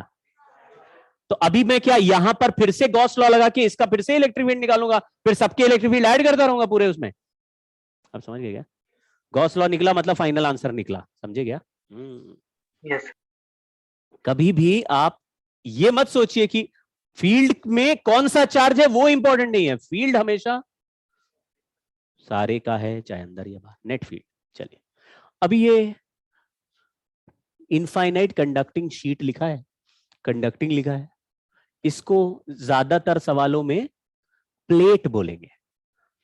तो मैंने नॉर्मली अपने एक्सपीरियंस से देखा कि प्लेट लिखा रहेगा तो कंडक्टर की तरह ट्रीट करना है, शीट लिखा रहेगा तो नॉन कंडक्टर। मतलब इसके लेकिन एक्सेप्शन भी हो सकते, बुक टू बुक भी डिपेंड करता है, लेकिन ज्यादातर में ऐसे ही होता है। तो कंफ्यूज अगर हो गए तो आप डिफॉल्ट ऐसे ही लेना, अदरवाइज फिर जिससे ऑप्शन मैच करेगा, है ना। दोनों ऑप्शन मैच कर रहे तो शीट और प्लेट लेना ऐसे ही। लेकिन कुछ सवालों में सेंस ही नहीं बनेगा, जैसे प्लेट है लेकिन शीट बोल दिया तो सेंस ही नहीं बनेगा। सॉल्व करोगे सेंस ही नहीं बोलेगा, बोलिए ये तो सवाल का कुछ सेंस ही नहीं बन रहा। और कई बार होगा कि होगा शीट और प्लेट बोल देगा तो भी सेंस नहीं। अभी सवाल दिखाएंगे, मैं भी एक प्लेट लिख के लाया हूं, उसको काट के शीट करूंगा, बताऊंगा क्यों। तो electric field due to infinite conducting sheet या प्लेट इज गिवन। लेकिन प्लेट जो होती है मेटल की, उसमें क्या खास बात होती है कि वो मेटल है, उसको हमें चार्ज करने की जरूरत नहीं, उसको केवल चार्ज बस ऐसे छिड़क दो उसके ऊपर, समझ गए ना। सो ऐसा पेंट लेके आए कि पेंट ऐसे मार दिया, बस क्या हो गया, पूरी वॉल कलर हो गई अपने आप। लेकिन वॉल तुम्हारे साइड की क्या पड़ोसी के साइड की भी कलर हो जाएगी, क्यों? क्योंकि चारों तरफ चार्ज फैलता है ना, समझ गए क्या? तो अगर एक मेटल का प्लेट ऐसा है, अब मेटल के प्लेट में हमारे पास चॉइस नहीं है, हमको दो सरफेस बनाने ही पड़ेंगे, क्योंकि हर मेटल पे दोनों साइड ही होगी ना। प्लेट है, शीट में क्यों नहीं कर रहे थे? क्योंकि शीट में तो पेंट का ही था, समझ गए ना। वॉल कैसी उससे फर्क नहीं पड़ता, अगर तुम पेंट कर रहे हो तो पेंट की लेयर ही चार्ज है और वो पीछे नहीं जाती है। लेकिन कंडक्टर में पूरा मेटल का जो भी प्लेट लिया है उसकी जो भी थिकनेस है कितनी भी कम हो, तुम चार्ज डालोगे तो इधर भी चार्ज फैलेगा, दूसरे साइड भी चार्ज फैलेगा। यानी कि यहां पे कितने लेयर ऑफ चार्ज मिलेंगे ही मिलेंगे, कम से कम दो मिलेंगे। या देखिए एक मेटल प्लेट में कितनी शीट के इफेक्ट छुपे हैं? दो शीट्स हैं, एक मेटल प्लेट में दो शीट्स हैं। तो अगर गॉस लॉ से करने का मन नहीं तो आप एक शीट के रिजल्ट का आंसर तुम्हें पता है, और यहां कितने शीट्स हैं? दो शीट्स के रिजल्ट को ऐड करके लिख दो, आंसर आ जाएगा। तो बताओ, अगर ये सिग्मा और सिग्मा के दो सरफेस हैं तो कितना इलेक्ट्रिक फील्ड यहां बनना चाहिए बाहर? So sigma by epsilon. Sigma bye epsilon not बनना चाहिए, क्यों? क्योंकि एक शीट, केवल एक शीट बोल रहा सिग्मा बाय 2 एप्सिलॉन नॉट बनाएंगे, दूसरा क्या बोल रहा है? वो भी कह रहा है सिग्मा बाय 2 एप्सिलॉन नॉट बनाएंगे, दोनों बोल रहे हैं अभी बनाएंगे, समझ गए क्या? दो शीट। लेकिन हमको गॉस लॉ से प्रूव करना है, तो तरीका देखिए, दो बार बताऊंगा। लेकिन जब आप शीट का रिजल्ट लिख के ऐड कर रहे हैं तो फिर गॉस लॉ नहीं लगाइए, क्योंकि गॉस लॉ कभी भी ऐड करने की परमिशन नहीं देता। गॉस लॉ से आने वाला रिजल्ट वैसे फाइनल, टोटल और नेट रिजल्ट होता है, समझ गए ना।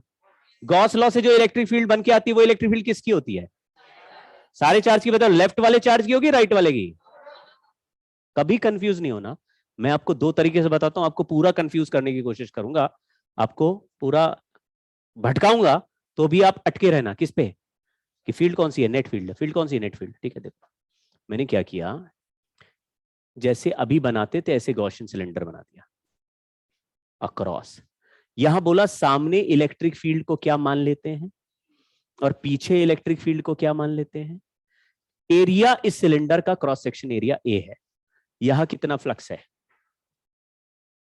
E इंटू ए, प्लस है कि माइनस, प्लस है, यहां पे कितना फ्लक्स है, प्लस ही है, कितना हो गया टोटल फ्लक्स, तो total flux equal to charge enclosed by epsilon naught होता है, ये गॉस लॉ हो गया। यहां पे लिख दिया 2EA, चार्ज इनक्लोज्ड, ये देखो इस सिलेंडर के अंदर 2 लेयर ऑफ चार्ज इनक्लोज्ड हैं, पहला चार्ज डेंसिटी भी सिग्मा है, दूसरा चार्ज डेंसिटी भी सिग्मा है, और एरिया ए एंड ए है, कितना चार्ज हो गया, सिग्मा ए प्लस सिग्मा ए, कोई प्रॉब्लम, नो तो E का वैल्यू क्या आया, कितने चार्ज का फील्ड आया, लेफ्ट वाले सरफेस का या राइट वाले का, दोनों का है, दोनों का आया।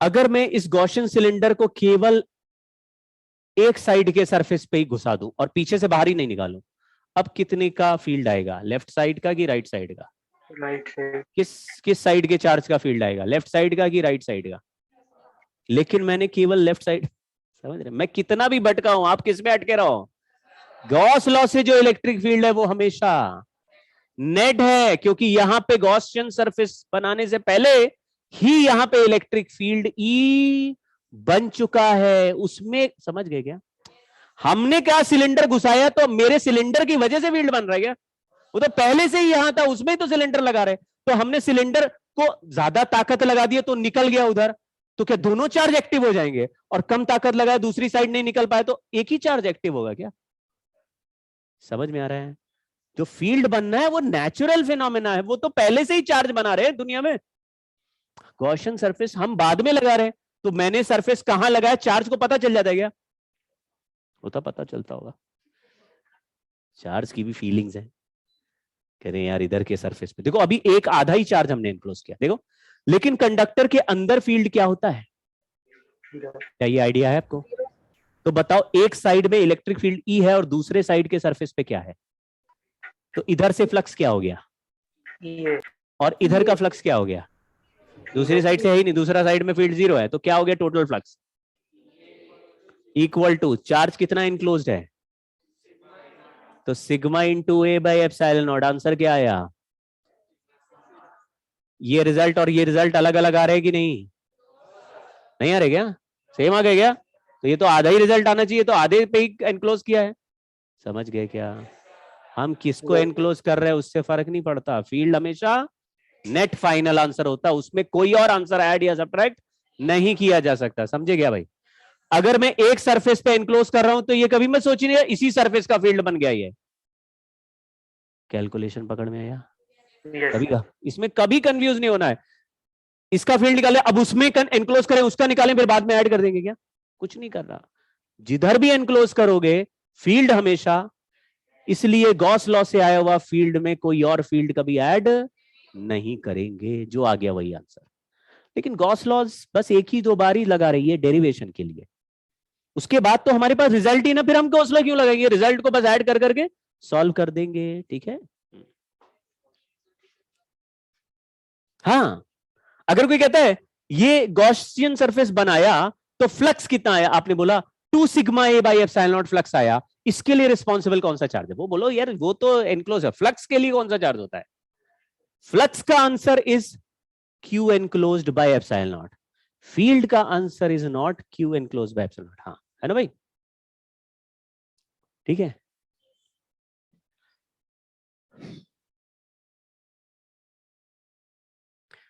थ्री लार्ज, इसको ना शीट्स कर देते हैं, क्योंकि अभी आपको थोड़ी देर बाद जब मैं चार्ज रीडिस्ट्रीब्यूशन समझाऊंगा तो आपको पता चलेगा कि प्लेट्स जो होती है ना वो हमारे हिसाब से चार्ज डिस्ट्रीब्यूट, उनका अपना ही धंधा पानी चलता है, तो मैं अपने हिसाब से ऐसे बोला इसको सिग्मा दे दिया, इसको -2 सिग्मा दिया, हमारे कंट्रोल में नहीं होता, इसके हर शीट में हर प्लेट में कितने सरफेस होते हैं, 2 होते, अपर ऊपर वाला नीचे वाला, तो दोनों सरफेस इंडिपेंडेंटली काम करते हैं, अभी मैं सिखाऊंगा, तो कभी भी प्लेट में एक सिंगल लेयर ऑफ चार्ज, तो अगर single of layer of charge density दिया है तो जरूरी है कैसा वाला ऑब्जेक्ट है, शीट मतलब नॉन कंडक्टर कंडक्टर है, ये नॉन कंडक्टर है, कभी भी ऐसे दिया, मैंने एक बनाया सिग्मा 1 का, ये शीट है या प्लेट है, ये नॉन कंडक्टर है, क्योंकि सिग्मा 1 का एक तुम नहीं बना सकते।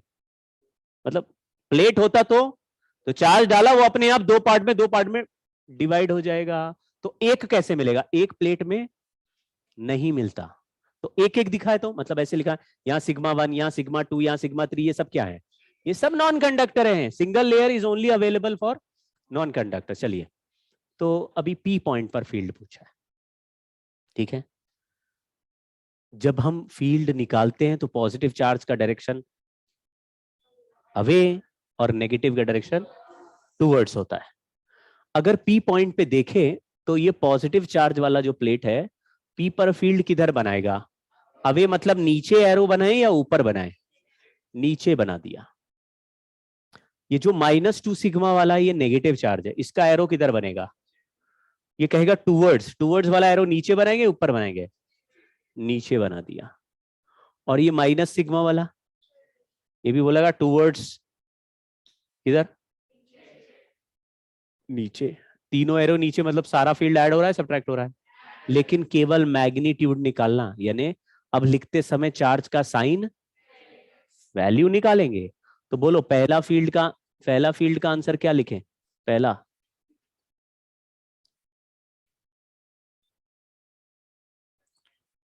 अबे नॉन कंडक्टर है ना।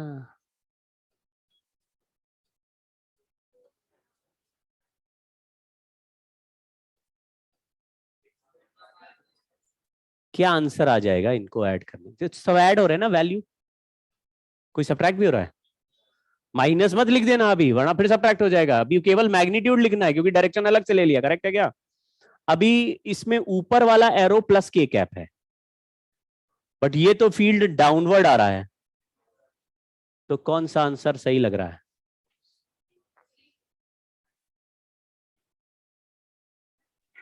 क्या? सी वाला सही लग रहा है, माइनस के कैप है ना। समझ गए?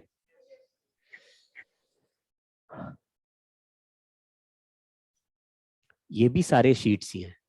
ये अलग अलग चार्ज डेंसिटी, एक सरफेस की एक चार्ज डेंसिटी दिया, दो में स्प्लिट नहीं हुआ तो ये कभी भी मेटालिक नहीं हो सकते। मेटल में हमेशा एक प्लेट में दो शीट अपीयर होती है, ठीक है। तो ये आप खुद कर लेना, इसको बना लोगे ना कहीं पर भी। बोला वी पे इस पे फील्ड बनाओ, बना ले। अब ये चार्ज डिस्ट्रीब्यूशन है, इसको जल्दी से 5 मिनट में और देखते हैं, हमारे पास ज्यादा टाइम भी नहीं है। Charge redistribution in parallel plates, बहुत सिंपल है ये, बट ज्यादा बुक्स में दिया नहीं है, ठीक है। जिसको एक बार अच्छे से समझना, ये कैपेसिटर में भी काम आता है। एचसीवी में इसके कई सवाल भी दिए। प्लेट में अगर सिंगल प्लेट हो और उस पे चार्ज क्यू डाल दें, तो दोनों सरफेस को बराबर बराबर चार्ज डिस्ट्रीब्यूट हो जाता है। यानी इधर भी Q/2 हो जाएगा, इधर भी Q/2 हो जाएगा। अगर मैं पूछूं इस सरफेस का, इसका एरिया भी A है, इसका एरिया भी A है, तो एक साइड का सिग्मा कितना हो जाएगा? कुछ समझे क्या? लेकिन प्लेट के सामने इलेक्ट्रिक फील्ड का फॉर्मूला क्या होता है? अरे प्लेटवा है, प्लेटवा, मेटल मेटल। अरे मेटल में तो ये पहले भी बोल चुके हैं कि हमेशा क्या बोलना है? सरफेस पे। लेकिन ये इनफाइनाइट प्लेट है, तो सरफेस पे क्या थोड़ा आगे भी जाओगे तो भी फील्ड क्या रहता है? सिग्मा बाय एप्सिलॉन नॉट होता है। सरफेस पे तो हमेशा सिग्मा बाय एप्सिलॉन नॉट है, ठीक है। ये है, सिग्मा की जगह क्या लिख दिया? क्योंकि चार्ज आधा आधा डिवाइड हो गया, तो सिंगल प्लेट में तो आधा आधा हो जाता है। लेकिन ऐसे बहुत सारे प्लेट्स अगर लगे हों एक दूसरे के पैरेलल, तो फिर आधा आधा डिवाइड नहीं होता। मैंने क्या किया, एक प्लेट को ऐसे दे दिया, मान लो एक प्लेट को चार्ज दे दिया Q1, दूसरे को दे दिया Q2, तीसरे को दे दिया Q3, और तीनों को आसपास रख दिया। सेपरेशन फर्क नहीं पड़ता, पास पास रख दिया, ऐसे पास पास। तो अब मामला बदलता है। अब ये कहना कि इधर Q1/2 Q1/2 कर दें, फिर इधर Q2/2 Q2, अकेला है तो यही करना है। लेकिन पैरेलल में बहुत सारे प्लेट्स आ गए तो आधा आधा डिवाइड नहीं होता। उसके डिवीजन के 3 रूल हैं। पहला रूल है कि जो सबसे एक्सट्रीम राइट और सबसे लेफ्ट वाला सरफेस है, देखो एक प्लेट में कितने सरफेस हैं? तो कोई एक सरफेस तो ऐसा होगा जिसके आगे कोई प्लेट ही नहीं होगा, सबसे लेफ्ट में और सबसे राइट में। इसमें टोटल कितने सरफेस हैं? इस फोटो में कितने हैं? 6 हैं। 3 प्लेट्स है, हर एक में left right left right left right, दो सरफेस हो गए, तो 6 है। तो पहला और आखिरी जो फेस है वो एक्सट्रीम लेफ्ट है, एक्सट्रीम राइट है, उन फेसेस का चार्ज। तो first rule is charge on extreme right और extreme left surface is Q total divided by 2। अब Q टोटल क्या है? जो इन तीनों प्लेट्स को मिला के मैंने टोटल चार्ज दिया है। पहले प्लेट को कितना दिया? Q1, दूसरे को कितना दिया? तीसरे को Q3 दिया। What is total charge given to the system? उसको सारा चार्ज ऐड करके डिवाइडेड बाय 2 करो, लेफ्ट राइट दोनों प्लेट में डालो, सबसे किनारे किनारे वाले में। यह पहला रूल। क्यों आया अभी सिखाता हूं। दूसरा रूल, किसी एक प्लेट पर जो गिवन चार्ज है वो कंजर्व्ड रहता है। जैसे अगर इस प्लेट को Q1 चार्ज मैंने दिया और इसके लेफ्ट वाले सरफेस पे चार्ज कितना है तुम्हें पता चल गया, तो Q1 से वो चार्ज माइनस करोगे तो राइट वाले सरफेस का चार्ज आ जाएगा। कुछ समझे क्या? एक प्लेट है, उसको 10 कूलम चार्ज दिया, उसके लेफ्ट साइड के सरफेस में मुझे 8 कूलम दिख रहा है, तो दूसरे साइड के सरफेस पे कितना चार्ज होना चाहिए जिससे कि टोटल वैल्यू 10 रहे? तो total charge on a plate is conserved. तो एक सरफेस का पता चल जाए, टोटल से माइनस करो तो दूसरे का आ जाएगा। लेकिन टोटल चार्ज तो कंजर्व वैसे भी रहना चाहिए, क्योंकि चार्ज तो कंजर्व ही रहता है। समझ गए क्या? तो कंजर्वेशन ऑफ चार्ज है। ये सेकंड वाले को हम प्रूव नहीं करेंगे, ये तो हमें पता ही है, कंजर्वेशन ऑफ चार्ज होता है दुनिया में। और तीसरा रूल है जो फेसिंग सरफेस है। फेसिंग सरफेस मतलब जैसे सरफेस नंबर 2 के फेसिंग 3 है और 4 के फेसिंग 5 है। फेसिंग अगर 10 प्लेट भी लगे होंगे तो कुछ ऐसे सरफेस होंगे जो एक दूसरे के सामने आएंगे, कुछ ऐसे होंगे जो किसी के सामने नहीं आएंगे। वो हो गया सबसे लेफ्ट वाला और सबसे राइट वाला। बीच बीच वाले तो सभी एक दूसरे के सामने ही होंगे। तो यहां लिख दिया charge on facing surface is equal and opposite to each other.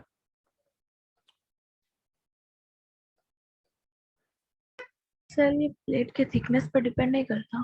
नहीं करेगा, थिकनेस पे डिपेंड नहीं करेगा, गैप पर भी डिपेंड नहीं करेगा। जैसे तुमने बोला 2 प्लेट को तो 1 मिलीमीटर के गैप पे रख दिया और तीसरे प्लेट को 2 मिलीमीटर के गैप पे रख दिया, तो क्या होगा? गैप पर भी कोई डिपेंड, क्योंकि फील्ड का आंसर डिस्टेंस पे डिपेंड ही नहीं कर रहा। सिग्मा बाय एप्सिलॉन नॉट का आंसर डिस्टेंस के हिसाब से आ ही नहीं रहा। समझ गए क्या?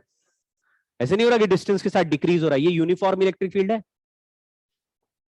अब आपका सवाल ये होना चाहिए कि पहला और तीसरा रूल कैसे है, दूसरा वाला तो फिर भी मान सकते हैं। तो तीसरा रूल अभी मैं सिखाता हूं, पहले इसको करके देखते हैं। मान लो यहाँ पे 10 कूलम चार्ज डाल दिया, यहाँ पे 6 कूलम डाल दिया, यहाँ पे -4 कूलम डाल दिया, रैंडमली कुछ भी चार्ज डाल दिया, ठीक है। What is total charge on the system? 12 है, +12 हो गया। +12 को आधा आधा करो, यहां लिख दो +6, यहां भी लिख दिया +6, ठीक है। अब पहले प्लेट को मैंने 10 कूलम दिया, उसके एक साइड में +6 है, तो दूसरे साइड में कितना लिखे कि 6 ऐड करने से 10 दिखे? तो +4 लिख देते हैं। +4 के सामने -4, इसके इस पे 6 डाला, एक साइड -4 है, इधर क्या नंबर लिखे कि ऐड करके 6 हो जाए? +8 -8। यहां पे एक ऐसा नंबर लिखो कि उसको -4 के साथ ऐड करे तो 6 हो जाए। बहुत ही मुश्किल सवाल है। 2 नंबर को ऐड करके तीसरा नंबर बनाना बहुत काम लगता है, बहुत मजा। अरे भाई जगते रहो, कहां ढीले बैठे हो? नहीं बीच में, हाँ जोश में रहो, जोश में। कितना चार्ज लिख दे यहाँ पे? +10। कमाल कर दिया, कैसे ऐड कर पाते हो तुम लोग?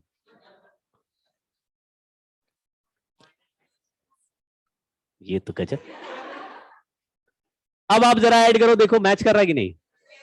आखिरी वाला अपने आप मैच करेगा, आपको पता चलेगा बीच में सब हमने सही खींचा है काम। 100 प्लेट भी होंगे तो काम ऐसे ही चलता रहेगा। ठीक, पहला रूल, चलो पहले तीसरा रूल बताता हूं क्यों हुआ। ठीक है, गॉस लॉ से होगा। यहां पे प्लेट के बीच में एक सरफेस लिया है मैंने, और उस सरफेस को ऐसे प्लेट के परपेंडिकुलर ड्रॉ करके ऐसे और फिर ऐसे, ये एक क्यूबॉइडल सरफेस है जो गॉसियन सरफेस हमने बनाया है। अब आप मुझे बताना, प्लेट की थिकनेस के अंदर इलेक्ट्रिक फील्ड क्या होता है? इस प्लेट की थिकनेस के अंदर इलेक्ट्रिक फील्ड क्या है?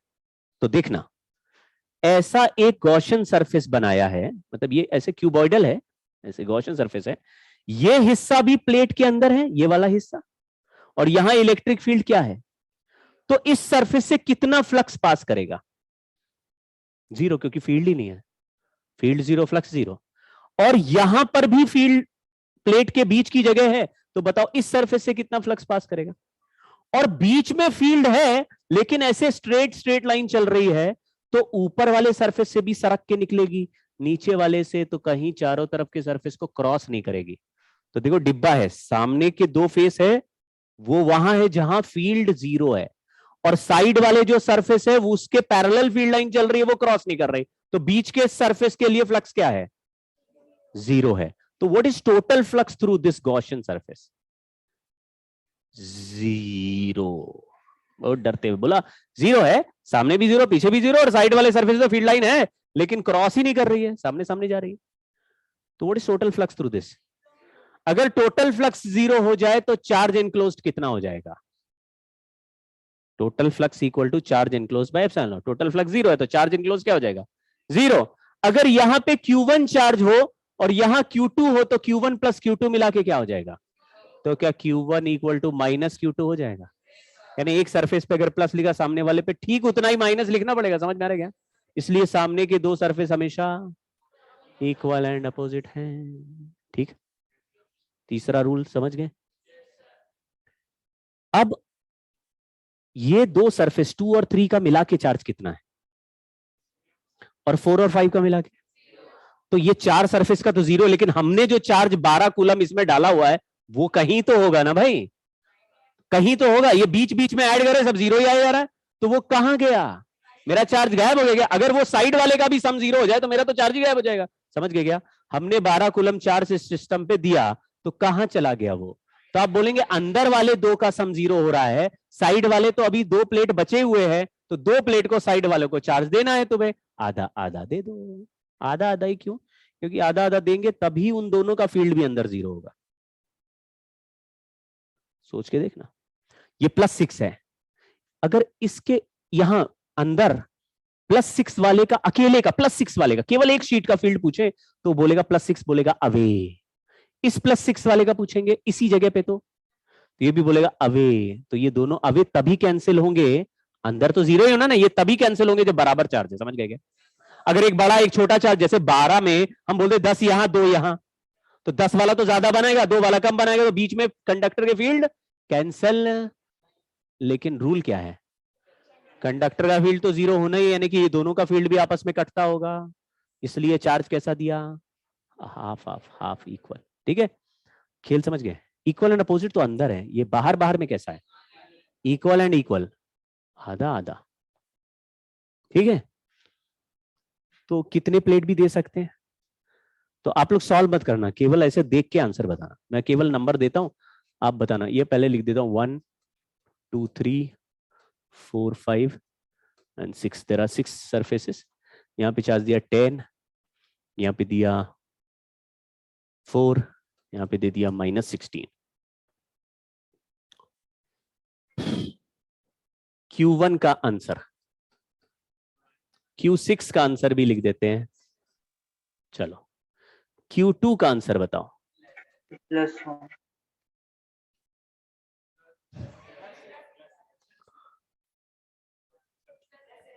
आप ऐसे सोचो कि क्या नंबर ऐसा लिखे जिसमें -1 ऐड करने से 10 आ जाए।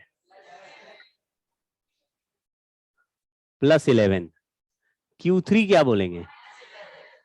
ये आता है तेजा, इसमें तेजी देखिए। हाँ, Q4 अब रुक गए, फिर रुकते हैं लोग। तो तुम लोग, हाँ, ऐड करने की क्लास होनी चाहिए। हाँ बोलो, क्या आंसर? 4 में कितना आया?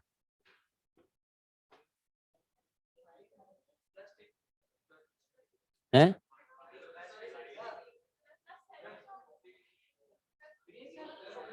तो 15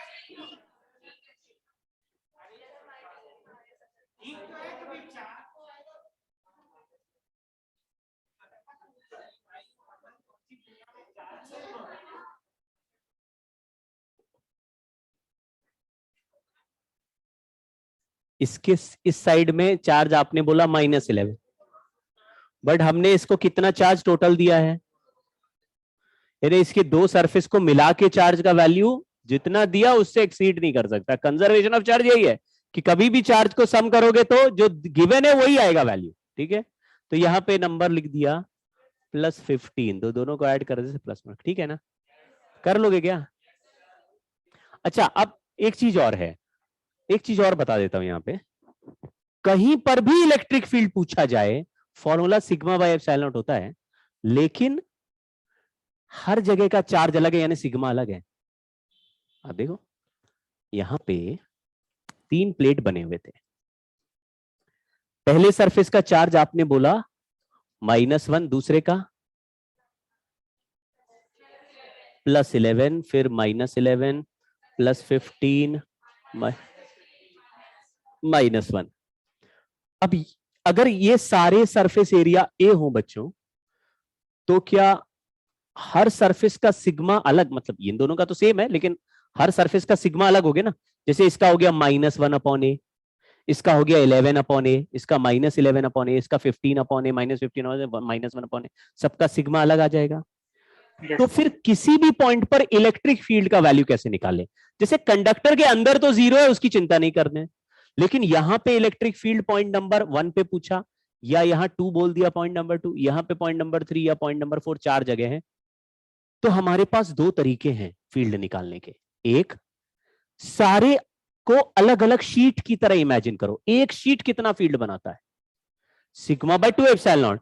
तो यहां पॉइंट नंबर 1 पे फील्ड निकालनी है, तो 2 शीट, 2 और 2, कितने रिजल्ट लिखने पड़ेंगे? अगर 10 प्लेट लगा दिए तो 20 रिजल्ट लिखने पड़ेंगे, क्योंकि 2 बार बन गया। ठीक है, एक तरीका तो ये है, बहुत ही झंडू तरीका हो गया, क्योंकि बहुत सारे प्लेट हो गए तो हम तो पागल हो जाएंगे सारे रिजल्ट लिखते हुए। दूसरा तरीका यह है कि किसी भी जगह पर उसका पड़ोस वाला ही सिग्मा फील्ड बना रहा है, बाकी सबके फील्ड उड़ते नजर आएंगे, गायब हो जाएंगे। ठीक है, तो आपको हर जगह सिग्मा बाय एप्सिलॉन नॉट लिखना है, लेकिन जो पड़ोस वाला सिग्मा है केवल वही लिखना है। तो यहां पे क्या लिखें? यहां पे वैल्यू -1 है चार्ज का, तो -1/a एप्सिलॉन नॉट। ये मॉड मैंने इसलिए लगा दिया क्योंकि फील्ड का वैल्यू लिख रहे हैं। डायरेक्शन तो ऐसे टूवर्ड्स हो जाएगा, क्यों? यहां पर भी यही लिखना है, यहां पे। ठीक है, जो पड़ोस वाला चाहे, अगर 2 पे पूछा इलेक्ट्रिक फील्ड तो तुम कहोगे यार सर यहां तो 2 है, एक प्लस सिग्मा है, लेकिन वैल्यू तो 11 ही रहेगा ना, एक ही वैल्यू रहेगा, तो एक ही लिखना सिग्मा बाय एप्सिलॉन नॉट। दोनों में से जो मर्जी लिख दो, लेकिन ये प्लस सिग्मा माइनस सिग्मा क्या लिख सकते हैं?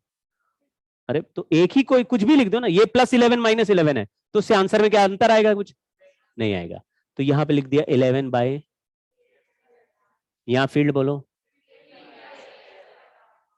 यहां पे समझ गए? डायरेक्शन अलग से, पॉजिटिव चार्ज किधर बनाता है और नेगेटिव किधर बनाता है? तो ऐसे हो गया ना फील्ड, देखो, पॉजिटिव किधर बनाता है, तो ऐसे हो गया ना फील्ड, नेगेटिव किधर बनाता है, ऐसे हो गया फील्ड। समझ गए क्या? ठीक है, फील्ड का आंसर लिख देंगे। नमस्कार। ओ, टाइम हो गया भाई। चलो जी, आज के लिए इतना ही। ये तो थैंक यू सर। प्लेट मैंने बना दिया है, इसके इसमें चार्ज लिख देता हूं, आप खुद कर लेना।